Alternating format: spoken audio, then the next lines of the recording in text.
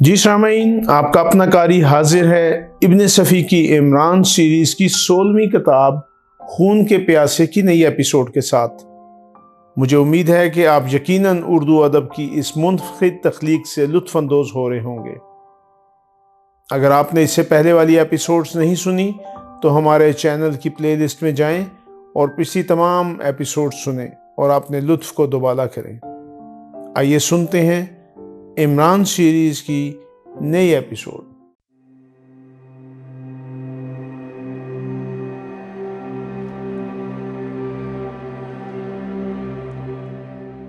تنویر اور ناشاد اسی وقت سے عمران کا تعاقب کر رہے تھے جب وہ جولیانا فٹر واٹر کے ہوٹل سے نکلا تھا۔ وہ اس وقت بھی اس گیراج کے قریب ہی تھے جب عمران اندر جوریشن کا میک اپ کر رہا تھا۔ وہاں سے وہ اس کے پیچھے لگے ہوئے اس عمارت تک آئے تھے اور اب تقریباً 2 گھنٹے سے اس کی برآمدگی کے منتظر تھے۔ تنویر ناشاد اکتائے ہوئے لہجے میں بولا، کیوں نہ کسی موقع پر اسے زہر دے دیا جائے؟ تنویر کچھ نہ بولا۔ ناشاد کہتا رہا، پچھلی رات اسی کی بدولت 58 اشعار کی ایک غزل برباد ہو گئی۔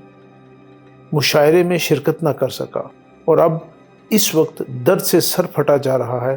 20 گھنٹے ہو گئے جاگتے ہوئے۔ مجھے اس آدمی پر کبھی کبھی پیار بھی آتا ہے، تنویر بولا۔ ارے تم اسے آدمی کہتے ہو؟ وہ آدمی ہے؟ آدمی ہی نہیں بلکہ پیارا آدمی جس میں ہر قسم کی صلاحیتیں موجود ہیں، نڈر، بے باک، کھلنڈرا۔ اگر تم لڑکی ہوتے تو میں خودکشی کر لیتا، ناشاد سر ہلا کر بولا۔ اتنے میں انہیں وہ سفید فام غیر ملکی نظر آئے جو اسی عمارت سے نکل رہے تھے۔ تنویر نے ناشاد کا ہاتھ دبایا اور آہستہ سے بولا، کچھ گڑبڑ ہی معلوم ہوتی ہے۔ پھر کیا کیا جائے؟ 2 گھنٹے تو ہو گئے۔ میرا خیال ہے کہ اس عمارت کے مکینوں کے متعلق معلومات فراہم کی جائے۔ ہو سکتا ہے وہ کسی جال میں پھنس گیا ہو، کیونکہ وہ آنکھیں بند کر کے چھلانگ لگانے کا عادی ہے۔ اچھا، ناشاد نے ایک طویل سانس لی۔ تم معلومات حاصل کرو، میں یہی ہوں۔ ناشاد وہیں کھڑا گزرتی ہوئی کاروں، ٹرکوں اور بسوں کے نمبر نوٹ کرتا رہا۔ کچھ دیر بعد تنویر واپس آ گیا۔ یہاں گریٹا نامی ایک یوریشین طوائف رہتی ہے، اس نے کہا۔ وہ اس لیے اندر نہ گیا ہوگا کہ وہاں کوئی طوائف رہتی ہے، تنویر نے تشویش کن لہجے میں کہا۔ بلکہ وہ طوائف کی ماں کے چکر میں ہوگا، ناشاد نے برا سا منہ بنایا۔ تنویر کچھ نہ بولا، وہ متفکر سا نظر آنے لگا تھا۔ دیکھو، اس نے کچھ دیر بعد کہا، میں اندر جا رہا ہوں۔ میرے خیال سے ایک انشورنس ایجنٹ تعارف حاصل کیے بغیر بھی مل سکتا ہے۔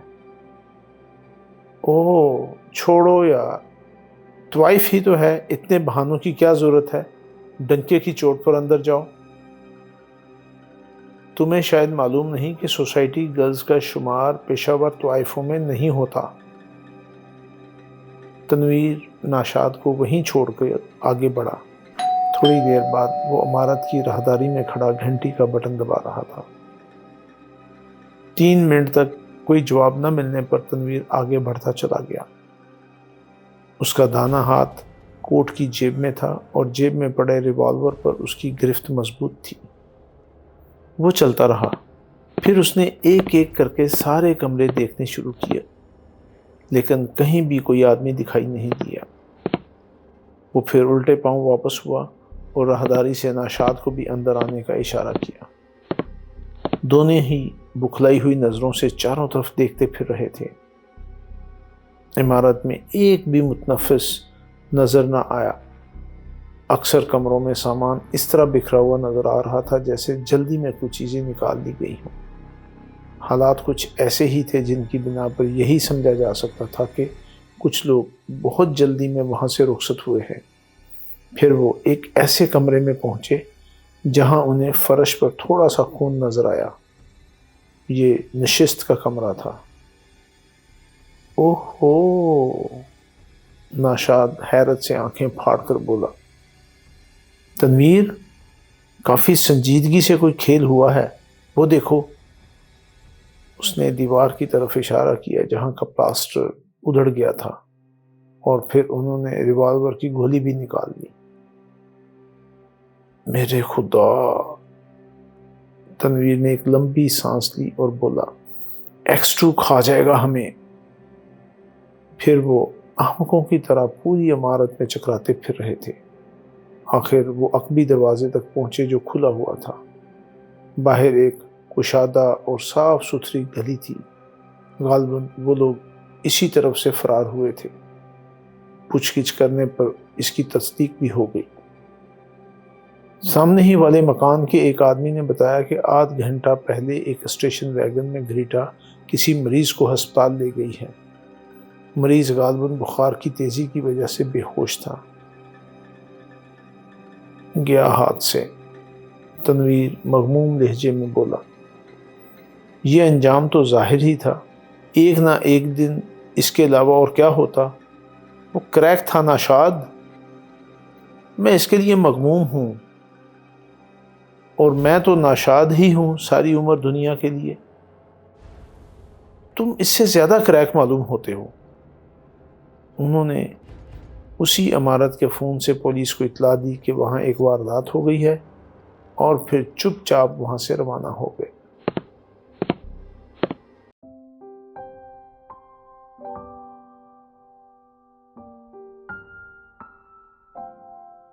عمران اٹھ کر بیٹھ گیا۔ اس نے کوشش کی کہ کمرے کا کوئی دروازہ کھولنے میں کامیاب ہو جائے، مگر ممکن نہ ہوا۔ روشن دان بھی کافی بلندی پر تھے، اور ان کی چوڑائی بھی اتنی زیادہ نہیں تھی کہ انہی میں سے کسی کو راہ فرار بنانے کا امکانات پر غور کرتا۔ تھوڑی دیر بعد اس نے سینتھیلک گیس کی بو محسوس کی اور سمجھ گیا کہ وہ اسے یہاں سے کہیں اور لے جانا چاہتے ہیں۔ تھریسیا کی تجویز وہ پہلے ہی سن چکا تھا، یعنی کاغذات کے حصول کے لیے وہ اسے زندہ رکھنا چاہتی تھی۔ ذرا ہی سی دیر میں اس کا ذہن تاریکیوں میں ڈوب گیا۔ پھر بے ہوشی اور ہوش میں آنے کے درمیانی وقفے کا احساس اسے نہ ہو سکا۔ آنکھ کھلی تو ایسا معلوم ہوا جیسے اس کا دم گھٹ رہا ہو، لیکن وہ خوشبو دماغ چکرا دینے والی تھی، اور پیشانی پر گویا انگارے رکھے ہوئے تھے۔ وہ اچھل پڑا۔ تھریسیا الگ ہٹ گئی۔ اس کے ہونٹ عمران کی پیشانی پر تھے۔ عمران برا سا منہ بناتے ہوئے اس طرح اپنی پیشانی رگڑ رہا تھا جیسے وہاں بچھو نے ڈنک مار دیا ہو۔ بڑے شریر ہو تم، تھریسیا نے بھرائی ہوئی سی آواز میں کہا۔ کیا مطلب؟ عمران ہکلایا۔ میری سمجھ میں نہیں آتا کہ تمہیں کیا کروں۔ کان پکڑ کر گھر سے نکال دو، میں اسی لائق ہوں۔ عمران نے سر ہلا کر جواب دیا۔ تم جیسا آدمی آج تک میری نظروں سے نہیں گزرا۔ تم مجھے آدمی سمجھتی ہو؟ عمران نے مغموم آواز میں کہا۔ تمہارا بہت بہت شکریہ۔ مجھے افسوس ہے کہ تمہارے ملک والے تمہاری قدر نہیں کرتے۔ میں تمہارے متعلق ساری معلومات فراہم کر چکی ہوں۔ تم پولیس کے لیے کام کرتے ہو، لیکن اس کے باوجود بھی محکمہ سراغ رسانی کا سپرڈنٹ تمہیں پھانسی دینے کی طاق میں رہا کرتا ہے۔ کنفیوشس نے کہا تھا، جب لوگ خام خواہ تمہاری دشمنی پر کمر بستہ ہو جائیں تو تم آئس کریم کھانا شروع کر دو۔ تم ان پر لعنت بھیج دو۔ بھیج دی، عمران نے سر ہلا کر کہا۔ کیا تمہارے لیے یہ کافی نہیں ہے کہ دنیا کی ایک بہت بڑی عورت تھریسیا تمہیں چاہتی ہے؟ چاہتی ہے؟ عمران نے کچھ ایسے انداز میں کہا جیسے ڈر کے مارے اس کا دم نکل گیا ہو۔ کیا تم یہ سمجھتے ہو کہ میں تمہارے ساتھ کسی قسم کی چال چل رہی ہوں؟ میں نے اب تک تمہیں چلتے نہیں دیکھا۔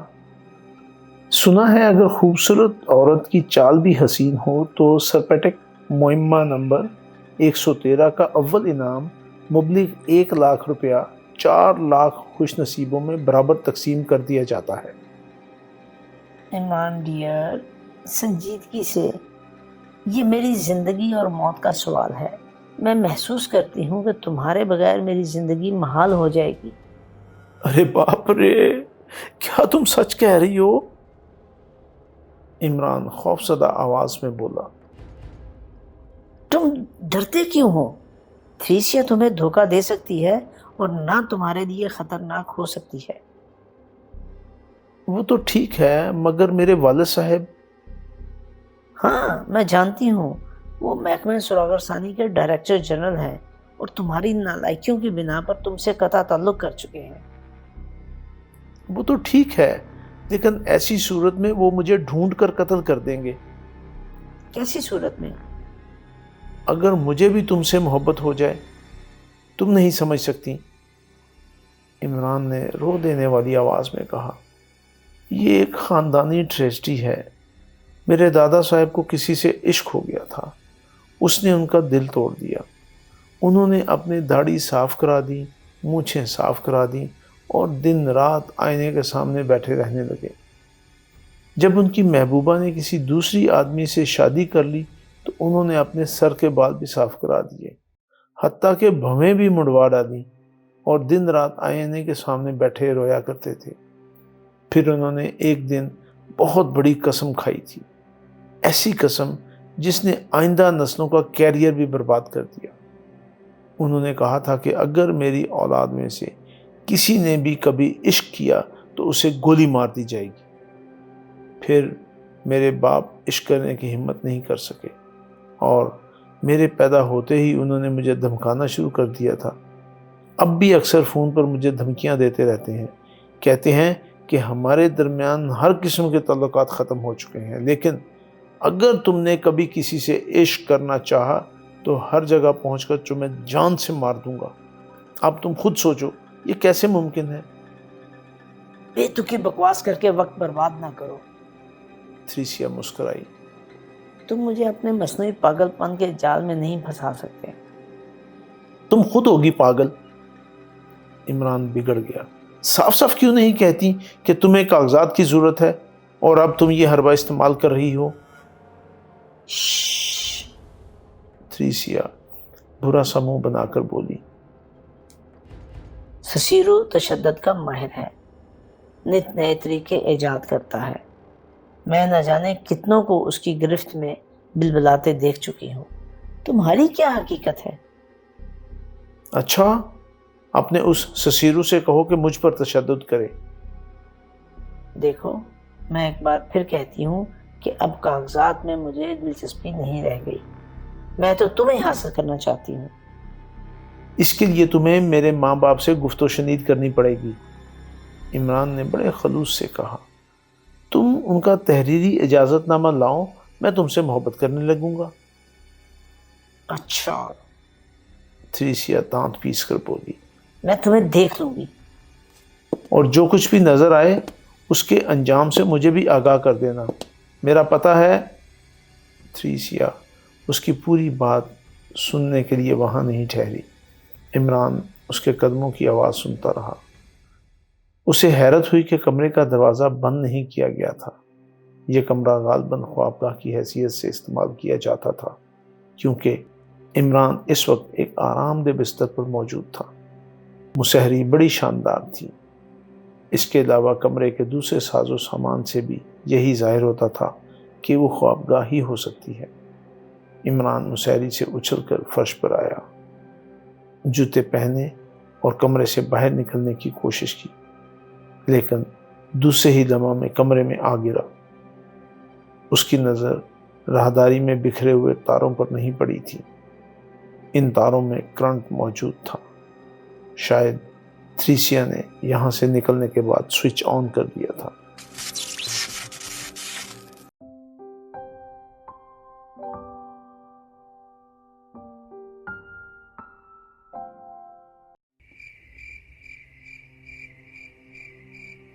اسی رات کو براہ راست سر سلطان کی طرف سے جولیانا فٹر واٹر کو اطلاع ملی کہ وہ کاغذات محکمہ خارجہ کے سیف بکس سے غائب ہو گئے۔ جولیا اور اس کے ساتھی ٹرانسمیٹر کے ذریعے ایکسٹرو سے رابطہ قائم کرنے کی کوشش کرتے رہے، لیکن کوئی جواب نہ ملا۔ سر سلطان نے عمران کے فلیٹ کی طرف آدمی دوڑائے، لیکن وہ تھا کہاں؟ معاملہ چونکہ ایسا نہیں تھا جسے منظر عام پر لایا جا سکتا، اس لیے کاغذات کی چوری کی رپورٹ پولیس کو بھی نہ دی جا سکی۔ ان کے لیے اگر کچھ کر سکتے تھے تو محکمے کی سیکرٹ سروس کے ممبر ہی کر سکتے تھے۔ جولیانا فٹر واٹر کو عمران کی فکر پہلے ہی سے تھی۔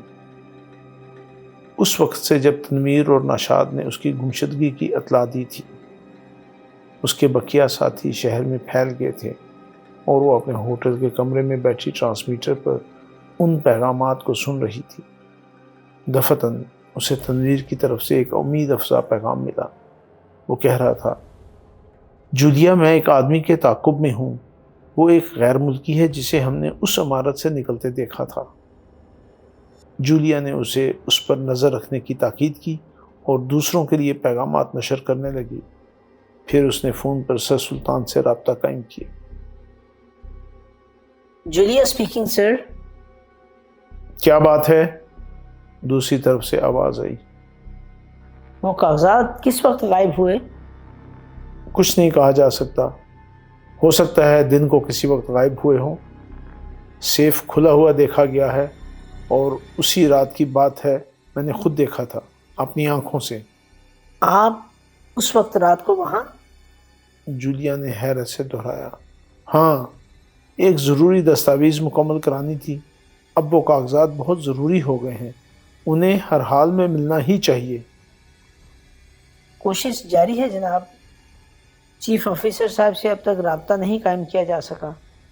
ہو سکتا ہے حفاظت کے خیال سے وہ خود ہی نکال لے گئے ہوں۔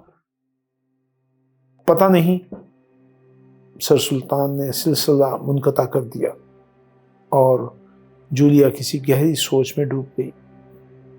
اس کی آنکھوں میں ذہنی الجھن کے آثار صاف دیکھے جا سکتے تھے۔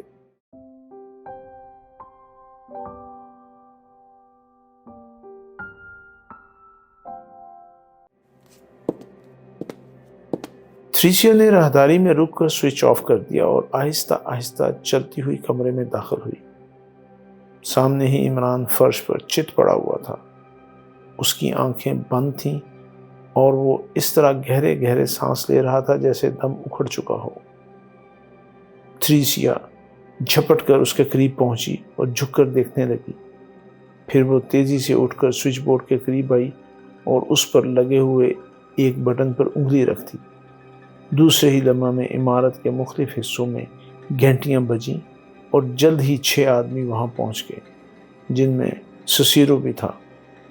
اسے اٹھاؤ، تریسیا نے کہا۔ شاک لگا ہے۔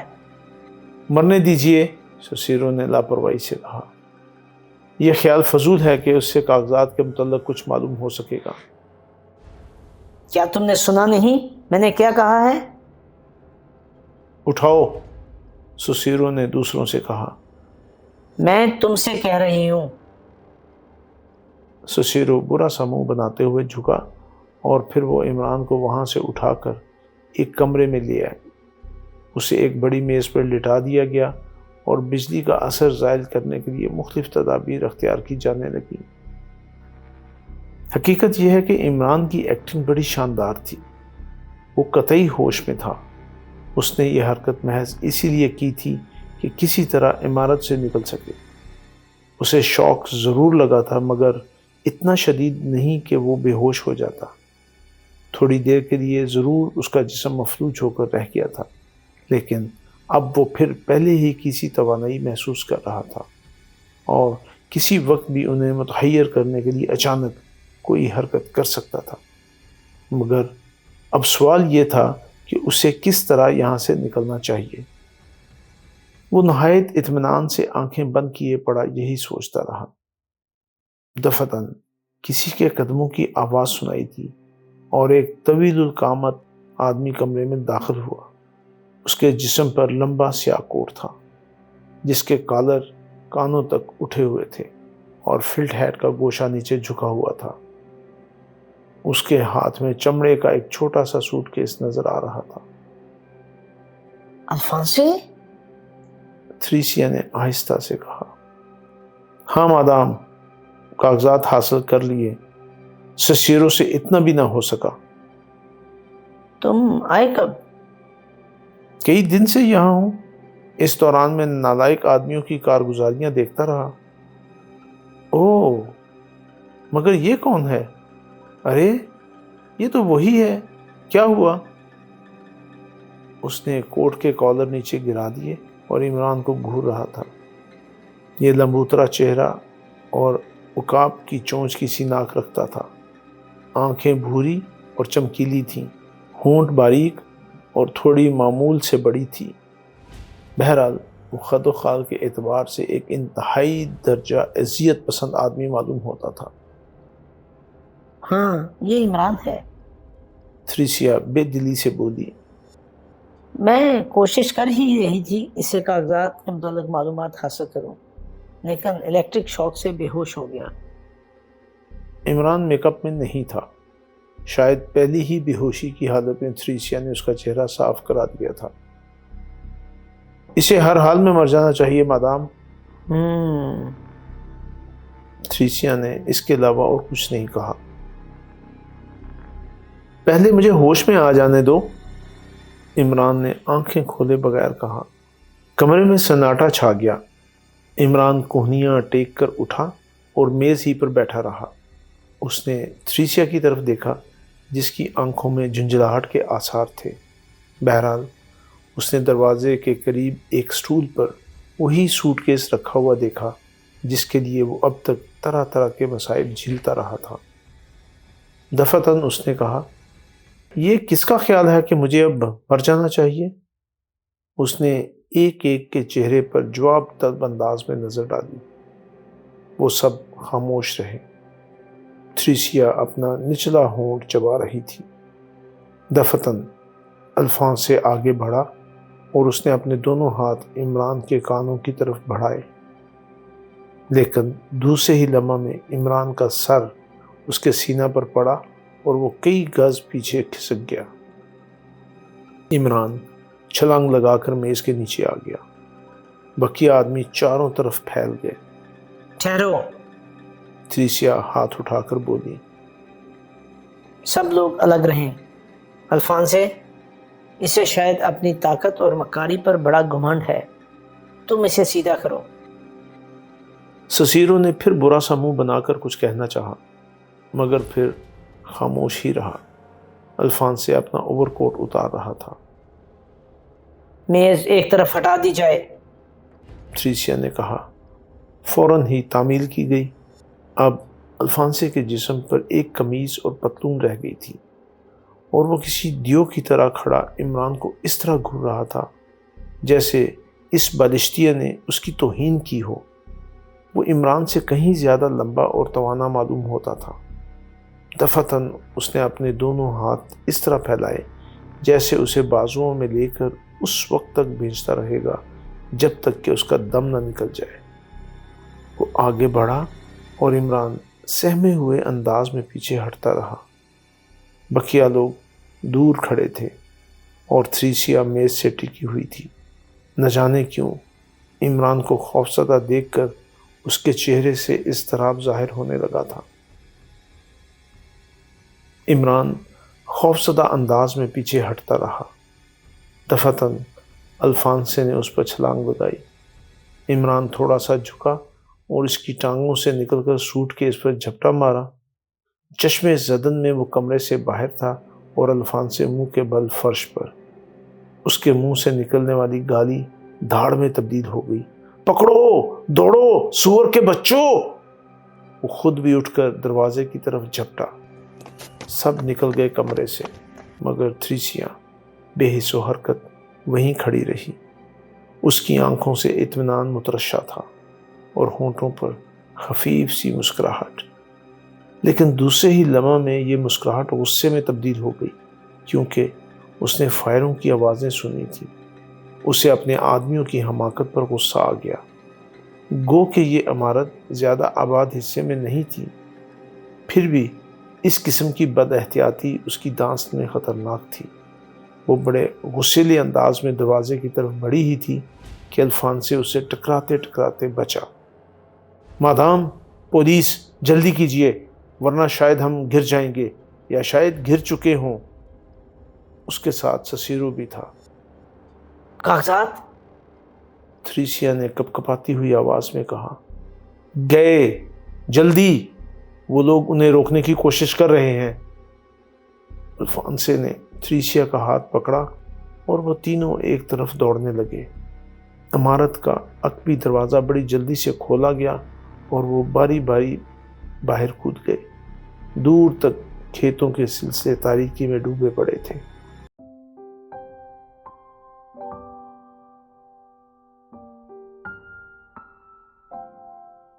عمران اپنے فلیٹ میں ایک پلنگ پر آنکھیں بند کیے چت پڑا تھا۔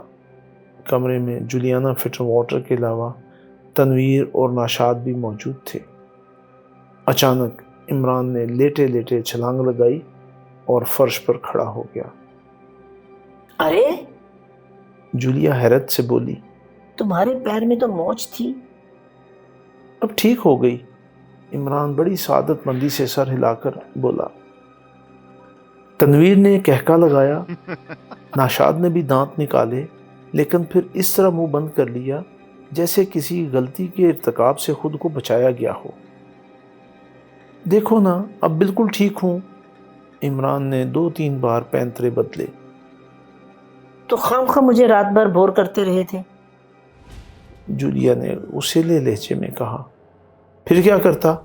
اگر میں تم سے کہتا کہ یہیں رہ جاؤ تو تم تیار نہ ہوتی۔ ارے تو ہم نے کیا قصور کیا تھا؟ ناشاد چنگھاڑ کر بولا۔ یہ تینوں رات بھر جاگتے رہے تھے۔ عمران کچھ ایسے ہی دردناک انداز میں کراتا کہ وہ اس کے لیے مغموم ہو جاتے۔ جولیا تو اس کے سرانے ہی بیٹھی رہی تھی۔ پچھلی رات تنویر ایک غیر ملکی کا تعاقب کرتا ہوا اپنے 3 ساتھیوں سمیت ٹھیک اس وقت اس عمارت کے قریب پہنچا تھا جب عمران وہاں سے سوٹ کیس لے کر نکل رہا تھا۔ غیر ملکی اور عمران ایک دوسرے سے ٹکرا گئے تھے اور یہیں سے یہ دلچسپ کھیل شروع ہوا تھا جس نے تھریسیا اور الفانسے کو وہاں سے بھاگنے پر مجبور کر دیا۔ عمران کے پیچھے چھپٹنے والوں نے باہر نکلنا چاہا لیکن تنویر نے ان پر فائر کر دیا۔ ساتھ ہی اس نے پولیس کا نعرہ بھی لگا دیا اور پھر وہ فائر کرتے ہوئے آگے ہی بڑھتے رہے تھے۔ رہا عمران تو وہ ایسے میں کہاں ٹھہرنے والا تھا؟ ممکن ہے وہ آخری تسویہ کے لیے رک بھی جاتا لیکن اس وقت کاغذات کی حفاظت مقدم تھی۔ وہاں سے وہ سیدھا جولیا کے ہوٹل میں آیا تھا اور وہاں نہ جانے کیوں پاؤں میں موچ آ جانے کا بہانہ تراش بیٹھا تھا۔ ہو سکتا ہے مقصد جولیا کی بکھلاہٹ سے لطف اندوز ہونا رہا ہو۔ واقعی وہ الجھن میں پڑ گئی تھی کہ اس کے لیے کیا کرے کیونکہ اب وہ کھڑا بھی نہیں ہو سکتا تھا۔ جولیا نے اسی سراسیمگی میں یہ بھی نہ پوچھا کہ وہ وہاں تک کیسے پہنچا تھا۔ بہرحال وہ کسی نہ کسی طرح اسے اس کے فلیٹ تک لے آئی تھی۔ پھر عمران نے وہ ادھم مچایا، اتنی چیخم دھاڑ کی کہ جولیا کو رات وہیں گزارنے کا فیصلہ کرنا پڑا۔ دوسری طرف تنویر کے ہاتھ صرف 3 دیسی آدمی آ سکے، غیر ملکی سب نکل گئے۔ بہرحال انہیں چونکہ شبہ تھا کہ عمران کاغذات لے کر بھاگا ہے، اس لیے وہ پہلے تو جولیا کے ہوٹل گئے اور پھر عمران کے فلیٹ کی راہ لی کیونکہ جولیا ہوٹل میں موجود نہیں تھی۔ یہاں عمران کی حالت عجیب تھی۔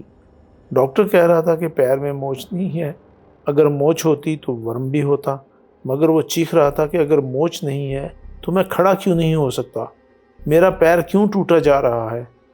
پھر ڈاکٹر کو یہ کہنا پڑا کہ ممکن ہے کوئی اور وجہ ہو، اور جب تک اس نے تسلیم نہیں کر لیا کہ عمران شدید ترین تکلیف میں مبتلا ہے، عمران نے اس کا پیچھا نہیں چھوڑا۔ اس نے ایک انجیکشن بھی دیا، یہ اور بات ہے کہ وہ صرف ڈسٹلڈ واٹر ہی کا رہا ہو۔ بہرحال تنویر، جولیا اور ناشاد رات بھر اس کی تیمارداری کرتے رہے۔ کاغذات دوبارہ سر سلطان تک پہنچا دیے گئے تھے اور عمران کی حالت معلوم کر کے انہوں نے فون پر ان تینوں کو ہدایت کر دی تھی کہ وہ عمران کی تیمارداری کریں۔ اب اس وقت جب انہیں معلوم ہوا کہ عمران خام خواہ پریشان کرتا رہا تھا تو انہیں بڑا غصہ آیا۔ ناشاد کہہ رہا تھا، اسے یاد رکھنا اور پھر اس وقت کچھ نہ کہنا جب میری باری آئے، خدا کرے جلدی سے باری آئے۔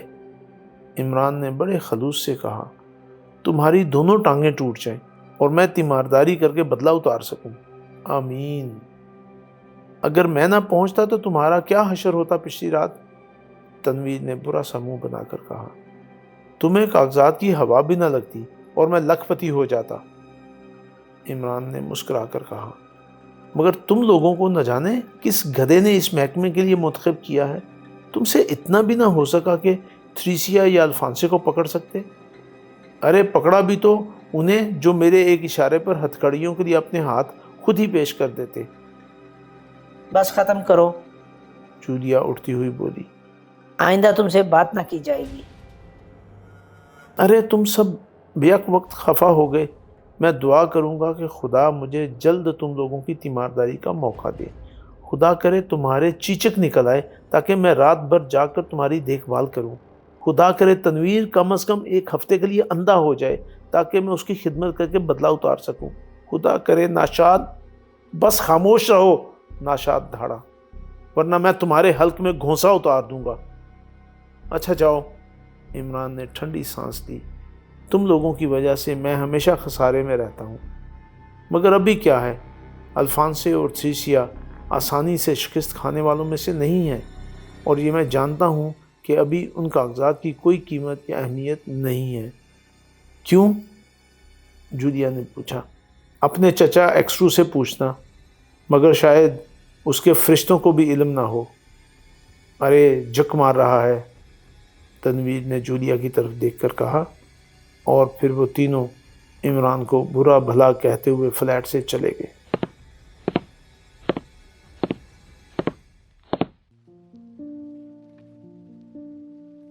جی سامعین، آپ نے عمران سیریز کی نئی ایپیسوڈ سنی۔ مجھے یقین ہے کہ آپ ضرور اس سے محظوظ ہوئے ہوں گے۔ آپ کا قاری آپ سے اجازت چاہتا ہے، مگر جانے سے پہلے ہمارے چینل کو ضرور سبسکرائب کریں، اپنے دوستوں اور دیگر حلقہ احباب میں بھی اسے شیئر کریں۔ ملتے ہیں کچھ دیر کے بعد نئی ایپیسوڈ کے ساتھ۔